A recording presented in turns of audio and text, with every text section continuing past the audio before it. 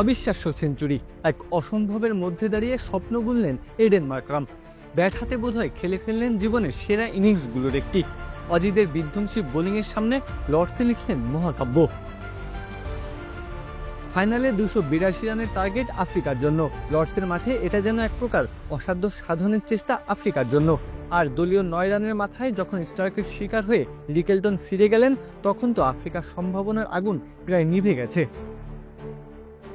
তবে Aiden Markram যেন সেই ছাইচাপা আগুনকে অটল বিশ্বাসে ছড়িয়ে দিলেন। প্রথম ম্যাচে শূন্যতেই ফিরে গেছেন, তবে টেস্ট যেমন দ্বিতীয় সুযোগটা দেয়, বুদ্ধিমানরা সেটা কাজেও লাগায়। মার্করাম সেই কাজটাই করলেন। আর এটা ওইটা না, কাপড় ধোয়ার একটাই সলিউশন, চাকা অল ইন ওয়ান। ধৈর্য আর বিশ্বাস নিয়ে মাটি কামড়ে পড়ে থাকলেন 22 গজে। স্টার কামিজদের সামনে ঢাল হয়ে দাঁড়িয়ে গেলেন। এক একটা শট লর্ডসের ঘাসে যেন লিখে দিচ্ছিল মার্করাম মাস্টার ক্লাস।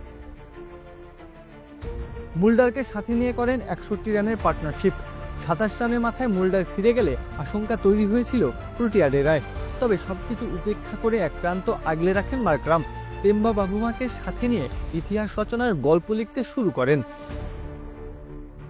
দিন শেষে মার্করাম অপরাজিত থাকলেন 102 রানে। তৃতীয় দিন শেষে দক্ষিণ আফ্রিকা জয়ের থেকে মাত্র 69 রান পিছিয়ে এখনো হাতে রয়েছে 8 উইকেট। প্রোটিয়াদের অজেবধ যে এখন সময়ের অপেক্ষা শুধু, আর এর পেছনের কারিগর তো ওই এডেন মার্করাম। প্রত্যহ কাব্য, খেলা 71।